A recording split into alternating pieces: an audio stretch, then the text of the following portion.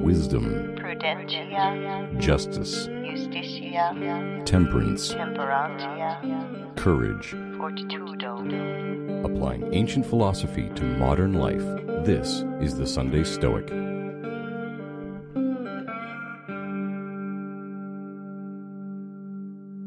Today's guest is Dr. Kevin Vost. He received his PhD from the Adler School of Professional Psychology in Chicago. He has taught gerontology and psychology at several universities. He's the author of, I'm just going to say, bushels of books. Dr. Vost, how many books have you written? Do you know? I do know. I've written 20, but the 20th I don't have yet. I believe it's actually in the mail, the last one. So at least 20 books on Catholicism, apologetics, saints' biographies, spiritual growth and physical fitness, and more. He has served as a research review committee member for American Mensa, and today he joins us to discuss his book, The Porch and the Cross, Ancient Stoic Wisdom for Modern Christian Living. Dr. Vost, welcome to the podcast. It's my pleasure to be with you today, Steve. Thanks so much for having me. So would you mind telling us a bit more about yourself? That was a very short biography, and how you yourself discovered the philosophy of Stoicism. Sure. To make a 58-year-long story short, I was a person who I grew up Central Illinois, Springfield, Illinois, the land of Abraham Lincoln. I was raised in the Catholic religion.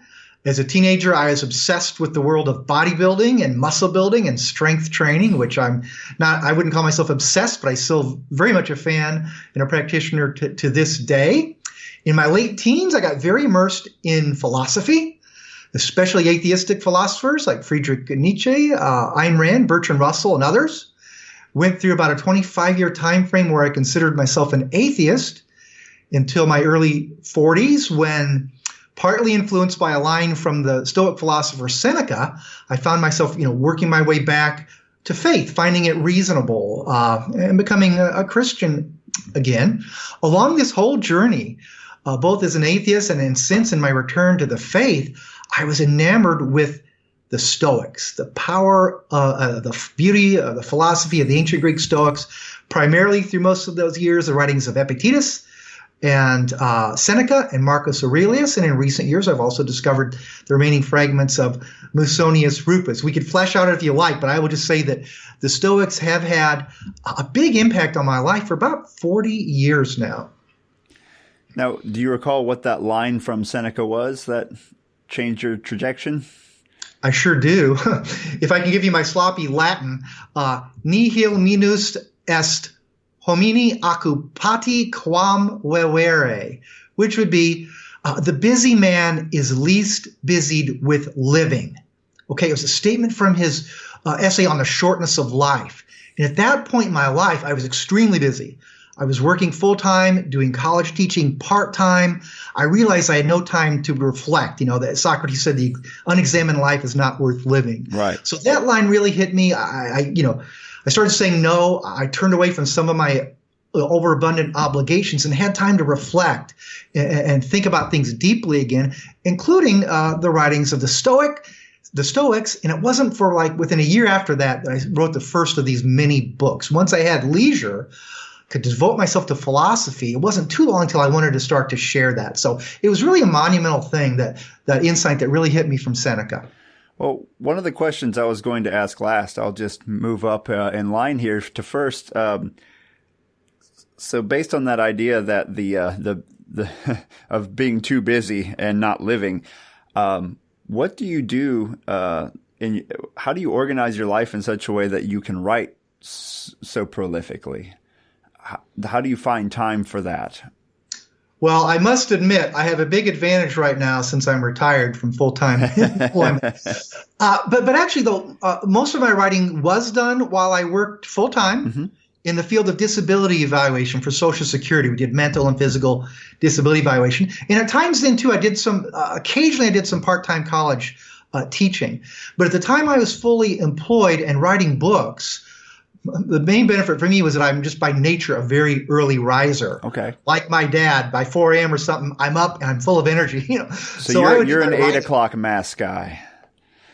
Yes. Oh yeah. We're the earliest one we can get to. So yeah. So I always had a lot of energy in the morning, and I would start with my coffee, reading my Stoics or St. Thomas Aquinas, whatever I was writing on at the time. Mm-hmm. So that's how I did it. I did it when I had high energy, usually before I went to work. Okay. It's just interesting to see how some of us go years and produce very little, and others in the same amount of time seem to be living normal lives, but yet produce quite a abundance of material. So that's pretty impressive. And it's a different timing. I was really 45 years old before I started writing all these books in sequence. Oh, good. There's hope for me yet. Thank you. Now, let's set the stage. Stoicism starts, let's just say, roughly 300 BC in Greece, and came to Rome around 155 BC, at least the first inklings of it, as far as we understand. So I have listeners from all over the world. A lot of them are in the U.S. and are probably pretty familiar with Christianity in general. But could you set the stage of how Christianity spread and when it started to really influence that part of the world? Yeah, well, of course, in the classic Western way of doing dates, we do BC before Christ and AD Anno Domino. So about roughly 2019 years ago, Christ was born. Some say it may have been actually a few years, 3 or 4 years before that. The early Christians, the great Christian writers, St. Paul, the evangelists who wrote the Gospels of Christ, they're living, of course, in the first century AD. Some people have pointed out that this is also the time, yes, that some of our great Roman moralists are actively preaching the Stoic philosophy. At the same time, in the first century, the second century AD, people like Musonius Rufus, Epictetus' teacher. Seneca was born virtually the same year as Christ, the great Roman Latin writer. Epictetus was also first, second century. So a lot of intertwining influences there. It's not really clear. I'm not an expert in this area, but I know people have written about the intersecting Stoic thoughts that we can find in St. Paul. Some of his letters seem to have very, very Stoic themes there. So he was well versed in them. There was a lot of interchange there. There used to be this apocryphal group of letters that was correspondence between Seneca and St. Paul that was later found to be apocryphal. But we do know that Seneca's actual biological brother is mentioned in our New Testament in the books of Acts. He refused to hear a case against St. Paul. So all kinds of intertwining influences there. Most people believe, the main books of the Bible, the canon, what goes in the Bible, wasn't really established till around, I think, the year 300 AD or so. But some Christian ideas, of course, were still known or beginning to be known in the early years of Stoic philosophy. And I'll also say that early in the history of the Christian church, many of these profound Christian thinkers at the time, had classical education. So many of the early Christian theologians were, fairly well versed in Stoic and, Platonic and Aristotelian and a variety of Greco-Roman ideas. So Greek and Roman philosophy, including prominently the Stoics, also helped to shape to some extent, the way Christianity developed. Could you introduce our listeners to St. Thomas Aquinas and perhaps how the Stoics may have influenced him, and then what his role is in Christianity? Sure. St. Thomas Aquinas lived in the 13th century, approximately the year 1225 to 1274. His teacher was a man, St. Albert the Great, who is considered the greatest scientist of his time and also a great philosopher and theologian. And St. Thomas has had a huge impact in my life. I'm a Roman Catholic. At the time he wrote was before the Reformation. He's kind of a common heritage of all Christians. And the remarkable thing about Thomas is he was a tremendous respecter of not only the Christian faith, but of the value of human reason. So he was a great synthesizer of knowledge. So he cites not only scripture and Christian theologians, but he cites pagan philosophers. He cites Aristotle and Plato and Cicero and Seneca. He cites Jewish thinkers and Arab thinkers and so on. But one of the greatest intertwinings between the Stoics and St. Thomas I found is the way he explicitly cites and pulls from the Stoic philosopher Seneca in at least three main places in Thomas's great, massive 3,000-page work, the Summa Theologica. One, when he talks about the human passion of anger, he borrows a lot from Seneca, who wrote a whole book on anger. In another section, Thomas is talking about the virtue of temperance or self-control. He cites a lot from Seneca on a related virtue of clemency, on how we moderate, how we punish other people or take revenge. But I think the most glorious use that Thomas made of the Stoic thought was when he talks about the virtue of gratitude and how it relates to the virtue of justice, paying people what they're due. Now, if you go through Thomas, it's a classic section. He cites Aristotle, St. Augustine, the scripture, all kinds of church fathers. But when he's talking about gratitude, the person he cites the most often and most explicit detail is actually Seneca. The nobility of those ideas of being thankful to God, thankful to other people, how you properly express that. So that's one reason St. Thomas has such a special role for me. He's a person who integrated faith and reason, and he's a person who integrated my two favorite systems of philosophy, those of the Stoics and of Aristotle. Wow. So if we're going to read, you have some books about St. Thomas Aquinas, correct? Yes. Mm-hmm. So if we wanted to begin a trek in that direction to find out more, we could start with some of your writings and then work our way up to that massive tome if we're brave enough, right? Yeah, that would be great. In fact, the book most relevant, I wrote a book called The 1 Minute Aquinas, which attempts to summarize the highlights of that 3,000-page Summa Theologica in about 300 pages, in modern language and with okay, great. Jargon. So we've set kind of the stage. These two systems, a religion and a philosophy, have crossed paths and influenced. At least one's influenced the other. Probably, if we knew more, we could see how they influenced each other.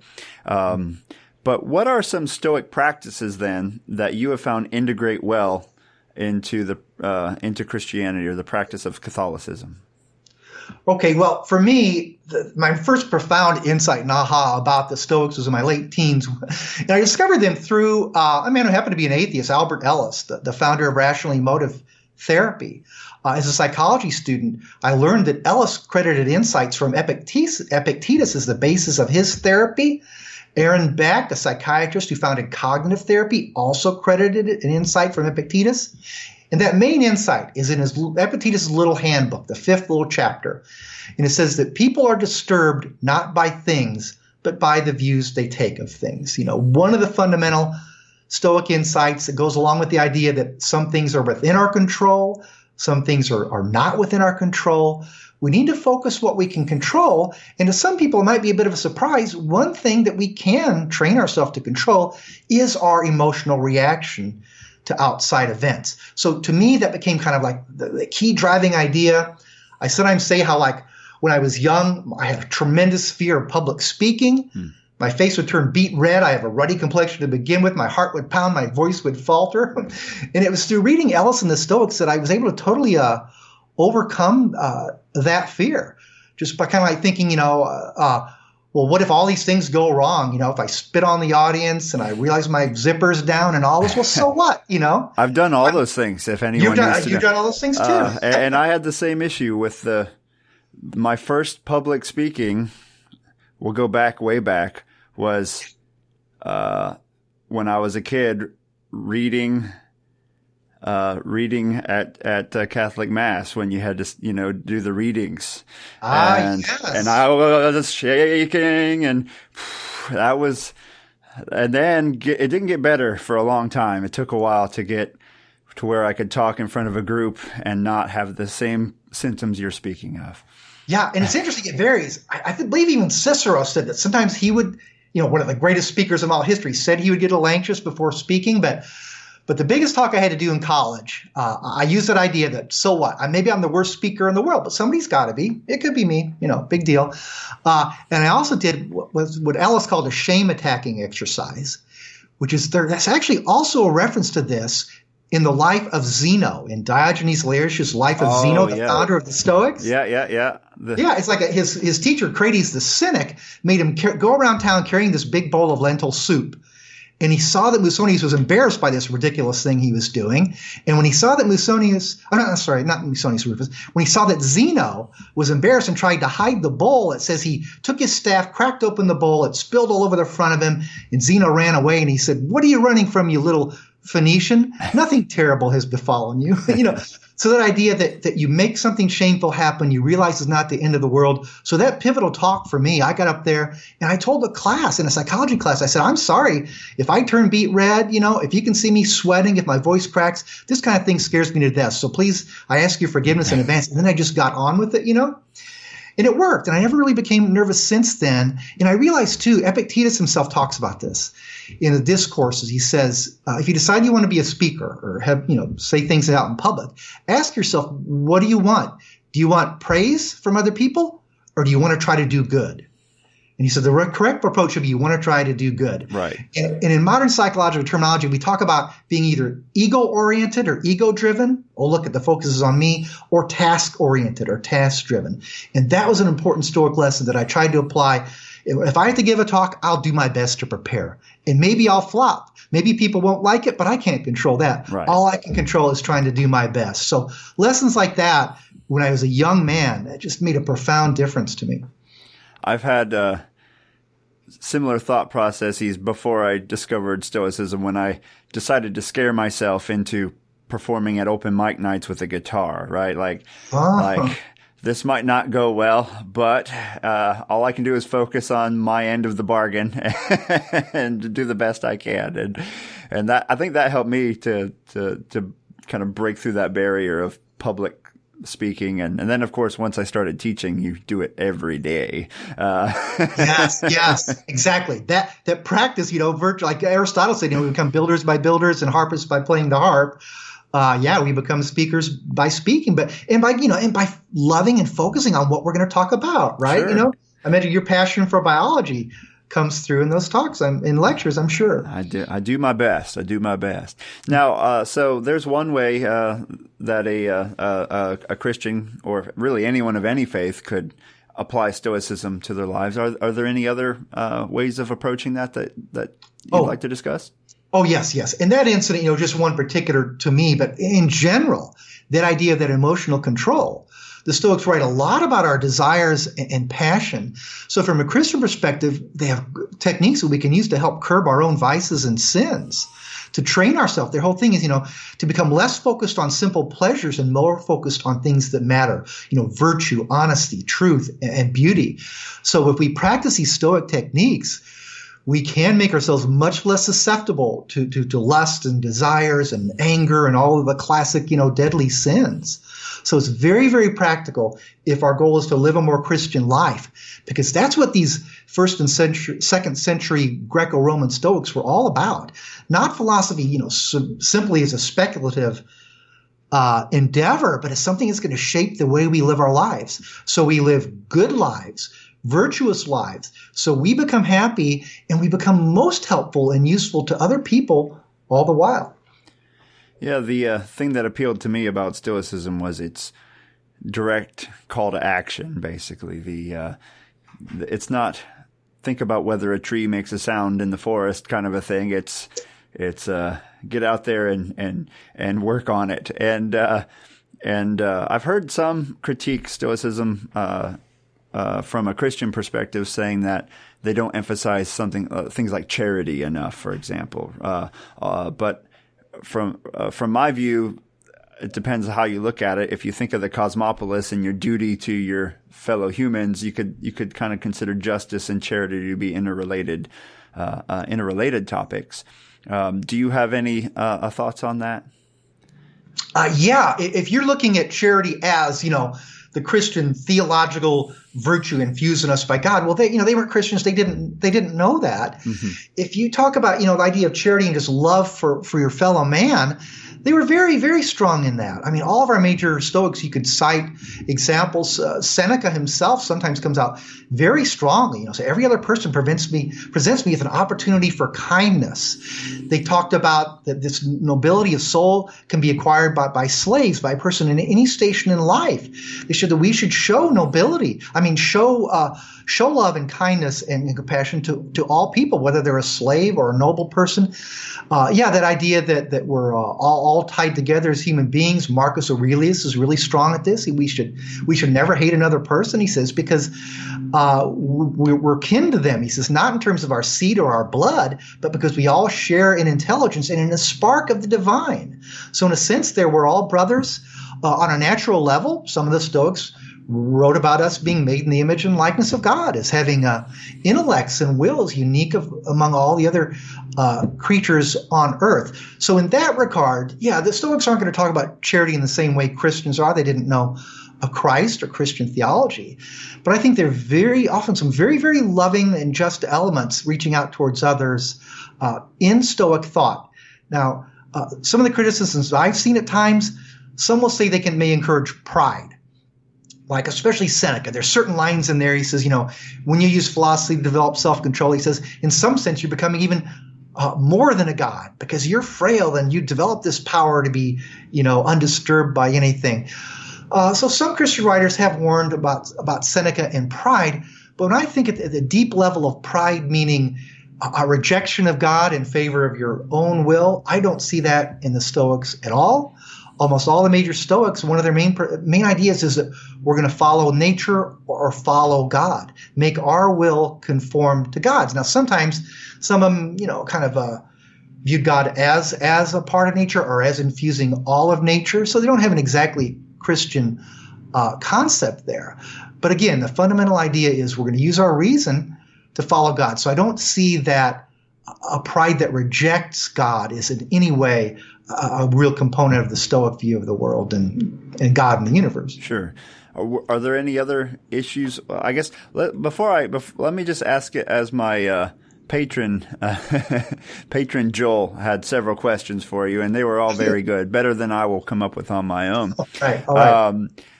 One of his questions was Stoicism and Christianity certainly have a lot of overlap, but what aspects have you found the most difficult to reconcile? So you mentioned one that some have had issues with. Have you had any others that you can think of? Yes. Probably the one for me is the idea of suicide. Okay. The open door, as they call it. That's right. The open door. If you complain about how bad things are, the door's always open. You can take your own life. And they cite some, in some sense, noble examples. Cato did that, after he lost in his battle against Caesar. They talk about, one of them gives some examples of a slave boy who's being taken away for slavery, and he throws his head in the wheels of a car. That was particularly gruesome. I think that was Seneca. He liked some of those gruesome examples. But things like that, Socrates, of course, was one of the great sages for the Stoics. And I don't know if you really say he committed a suicide. He took that hemlock, but the Athenians had judged that was the penalty for his crime. Right. He didn't try to evade it. Now, none of the major Stoics themselves in this Greco-Roman period, like Epictetus didn't kill himself, Aurelius did not, Musonius Rufus did not. They weren't counseling this as something to do. Seneca, did open his own veins and took poison and went to a hot bath, but that was at the order of Nero Caesar. So in a sense, I'd say this idea of the nobility of suicide, as a Christian, I don't agree with that, but it's not something they were endorsing for people. It was special circumstances. They are far more focused on how to live your life. And I think it also went with the idea there's showing us that we should not fear death, which can be valid from different perspectives. But sure. I think that was part of the reason. But that's just, one of the very few concrete Stoic teachings that I'd say, no, I don't really subscribe to that. I understand. Yeah. Now, he also asks, and you've touched on this, but the Stoic concept of God is different than what you'd find in well, most of the major religions. Have you found it?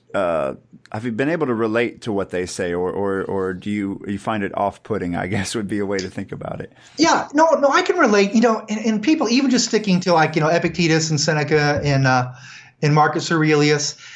They write about the God or the gods in different ways. There's some polytheistic elements. They were Greeks and Romans. They knew that the pantheon of Greece and of Rome. So sometimes they'll mention Zeus and Apollo and so forth. At other times, they talk about God basically with a capital G, or Epictetus will use Zeus to represent, Theos or God. Aurelius talks that way sometimes. Sometimes, they're viewed as more a pantheist, equating God with nature rather than the creator of nature. I didn't even find that too off-putting, because according to, Christian thought, like in St. Thomas Aquinas, we say we don't believe God is nature, that God created nature. It's a creation. And yet God is everywhere within nature through his essence, presence, and power. So I'm not particularly, put off by these different various Stoic perspectives on God. They were not referring to revelation. They were doing the best they could acquire through human reason. But I will say, in many places, their descriptions of God are very Christian-like. Epictetus, talks about God as a father, talks about God as caring about our daily lives, saying that we should sing praises to him, that we should make our wills try to conform with God. Seneca has some similar sayings too. So yeah, in general, they weren't Christians. They had many different ways of looking at God. I didn't really find any of them off-putting, and some I found very inspirational and consistent with Christian thought. Now, in that light, another question from Joel: do you get much opposition from Christians who see Stoicism as a pagan or anti-Christian philosophy, and then say, "Well, what are you doing talking about this? This is something we should be avoiding, not promoting"? Yeah, no, I love that question. It's a great question, and it actually has a happy answer, because I do know, I was writing and speaking in the Catholic world for a couple decades now, that like in my own books, if I make a perceived error or sometimes an actual error, people in general are not shy, in person or to send an email and to point that out. I know that in talking about the Christian and Catholic intersection with some other world religions, there are a lot of people with very strong mixed views. They're not my areas myself. I don't write or talk about like yoga or mindfulness, but many people have a problem with that. It's not my area of expertise. But I will say, in my writings on the Stoic, I have never had a personal comment. I've never had an email that was critical for saying, "Hey, what are you doing pulling these Stoics in?" Of course, if they did that, I'd say, okay, so you're critical also then of, St. Thomas Aquinas, St. Augustine, so many others. It's part of our tradition to accept truth wherever it is. And if I give a few interesting little highlights here. Sure. When my book, The Porch and the Cross, came out in 2016, I asked a few prominent Catholic writers, lay people, and priests if they would look the book over and give an endorsement. And I know one prominent Catholic writer said he had a friend who was a Christian, but in more of a fundamental sect that didn't really value human reason, And he said that this friend later told him that he discovered the Stoics, and he said he wasn't a Christian anymore. And this Catholic friend of mine said, I couldn't understand that. He said, but after I read your book, I did understand it. That there's so much nobility and goodness there in the Stoics that if you thought human reason was purely depraved and worthless, it's going to be quite an eye-opener, right? Mm-hmm. Another one of the young, very popular Catholic priests who was going to give me an endorsement, I remember he wrote me back and said he was just really intrigued by Epictetus. He's like, that is one cool dude. So in general, in my own particular case, no, I've never had backlash. I've had emails from deacons who want a bunch of copies of the book to share with their parishioners. I remember one wrote to me, he said, he's a Catholic. He said, but I also considered myself a minimalist. But he said, after reading your book, I think I'm really more of a Stoic. So I must say, personally, to date, I have had nothing but positive comments from my Christian readers about my use of the Stoics. Excellent. Have you heard of from any other beyond Christianity? Have you yourself run into any talk of Muslim Stoics, etc., in your chats about Stoicism? Yeah, now that's interesting because I find this very intriguing. I look at some of the modern Stoic websites, and now I'll be following podcasts like yours has come to my attention. And I do know there's a lot of intersection. I'll say from the start, and someone can correct me, and I hope they can correct me. I don't remember offhand a Muslim intersection there. I'm not sure, but I know there's a lot of writing on Buddhism, some common themes between Stoicism and Buddhism, and the whole mindfulness issue in philosophy, in psychology. Recently, I read an article about the different Confucian Chinese thinkers and their views of self-cultivation. There was a Modern Stoicism article about this, and how there are strong parallels with the Stoics. So I actually picked up one of the sources, and I thought I'm really intrigued with these Chinese philosophers and some compatible ideas there. And one of the references was actually a book about Mencius, one of the Chinese philosophers, and how his ideas intersect with some of Thomas Aquinas. So just amazing intersections there. I do know, too, there was a Jesuit missionary from the 1600s, Father Matteo Ricci, who went to China. And one thing that he realized was he thought that many Confucian ideas had overlap with Epictetus's Enchiridion, his handbook. So he did a partial translation of Epictetus for the Chinese. So I will just say there's a lot of, interconnection of ideas here between different worldviews. And I'll say, too, I know there are plenty of agnostics out there, of atheists out there, of people who have a just scientific worldview or who are strongly influenced by Darwin, who are also very much immersed in Stoicism now. So I think it's an amazing thing about this philosophy. It can draw people together of such diverse religious views, political views, because at the core, these Stoic teachings are, common to humanity. If we embrace reason and truth and goodness, there's just so much there to offer everybody.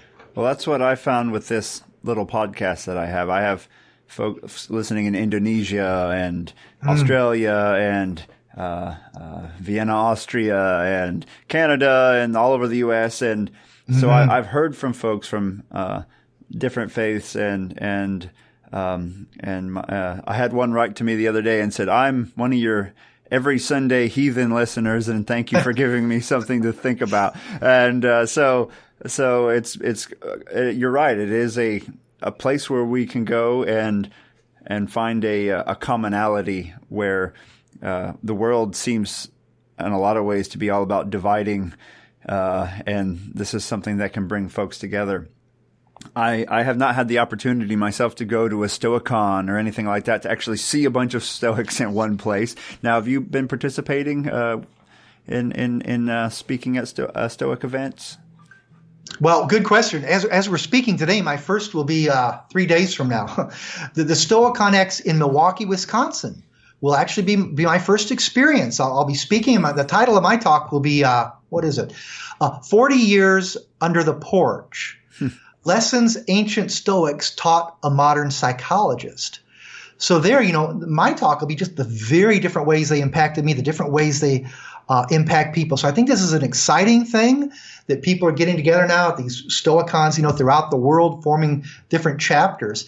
And it's a thing that I hope really grows, because there's just so much good in the Stoics, so much of modern cognitive psychotherapies, so much to the Stoics, but a lot of modern psychologists and researchers, they're into that scientific, the scientific literature, which is in the therapeutic literature, which is good, but some of them don't dig deep and look at those ancient sources. And if they did, I think many would be wowed at the depth and the beauty of the Stoics, who preach really too, not only, controlling our emotion, achieving, not being disturbed and crazy, but just becoming more fully human, growing in virtue, growing in our capacity to fulfill all our abilities to help other people. There's just a world of good that can come to all people, regardless of, religion or political view, if they learn more deeply and start to practice some of these Stoic ideas.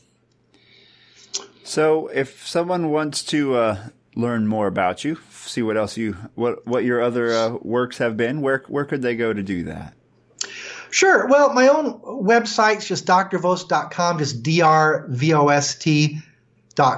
I will say my son and daughter-in-law have been maintaining that for me, and They've been very, very busy. My son's just completed a pharmacy program. So it's a little out of date, like all my books aren't there, but there's a comment box on the bottom. So if anyone want to ask me a question or send me a comment, please do that. I will respond. If you're interested in my books, my main publisher is called Sophia Institute Press. The one that did my Stoic book, The Portrait of the Cross, is called Angelico Press, but they're all on the major booksellers like Amazon and Barnes & Noble. So you could go there to my author page and get access to all my books. Excellent.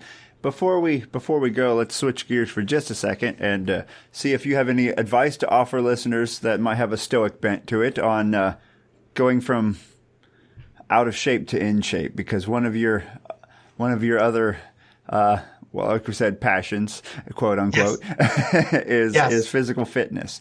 Now, how did you get into that, and how do you maintain that? Because that takes discipline to do it when you don't want to, and building good habits and things. Do you have any advice on doing this? Sure. Yeah. My interest in fitness and building up the body came from when I first saw Superman fly across the screen when I was 5 years old. And a few years later, I saw some Olympic weightlifters on TV when I was about in second grade. I think that's when I got my first little plastic barbell set. So I just always had a natural love for it.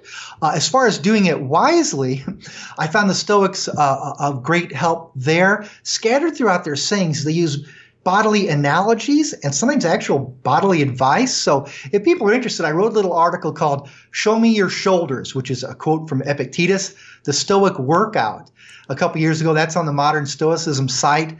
I also wrote a book called Fit for Eternal Life about actual spiritual and physical fitness. It's for a Catholic publisher. But if you look at the back cover, it has a photo of 3 books surrounded by a jump rope. Those books are the Bible, Thomas Aquinas' Summa Theologica, and Epictetus' Discourses. So even in that book, I'm peppering it with these Stoic ideas, which are basically this. We need to train ourselves in body and soul by teaching ourselves discipline of the body, how to endure hardships, proper physical exercise, and care for the body. It puts us in a better shape to take care of our spiritual things. We should spend some time focusing on the body, but not too much. And I just found the Stoics a great inspiration with practical ideas, actually, even on how to do that, and even on the value of it. There's one little line from Epictetus. He said, even though I can't be a Milo. Now, Milo was considered the father of weightlifting. He's this ancient Greek guy who, when he was little, he picked up a calf every day. And as the calf grew into a bull, Milo grew into a bull of a man, right? He's an undefeated Olympic wrestling champion for decades. But Epictetus says, well, just because I can't be Milo doesn't mean I won't take care of my body, and that can be a lesson to us too. We may never be a world champion in any sport or Mr. Universe, but we all do have an obligation to show proper care for our body. And that's yet another lesson you will find suffused throughout the writings of the Stoics, especially Epictetus and Seneca. And they also point out there are ways to do that don't take a whole lot of time. Small amounts of physical exercise, training for strength as little as once a week even, can have a significant impact on your bodily health and on the way you feel. Well, I appreciate joining the podcast today. Is there anything else you'd like to tell our listeners about before we end our discussion? Sure. Enough about me, probably too much. I will just say that I encourage anyone, probably most people here, have heard of the Stoics, but read them on a regular basis. Read the Stoics themselves. And there's all kinds of, modern day writers out there writing about them from different perspectives. Pick those up too. We're just really blessed to have a wealth of good information now. And also, of course, resources like your podcast and YouTube videos. It's well worth your time trying to become immersed in the world of ancient and modern Stoicism. Well, Dr. Vost, thank you for joining the podcast. My pleasure, Steve. Thanks again for having me. Thank you. Carpe diem. Exactly. Thank you for listening to The Sunday Stoic. If you enjoyed the show, please subscribe, rate, and review The Sunday Stoic on iTunes. Become a member of the Sunday Stoic team, earn rewards, and be an integral part of the show by becoming a patron at www.patreon.com/SundayStoic. Contact the show by emailing sundaystoic@gmail.com or by leaving a voicemail at 501-503-3132. To find out more, visit www.sundaystoicpodcast.com. And as Steve always says, Carpe Diem.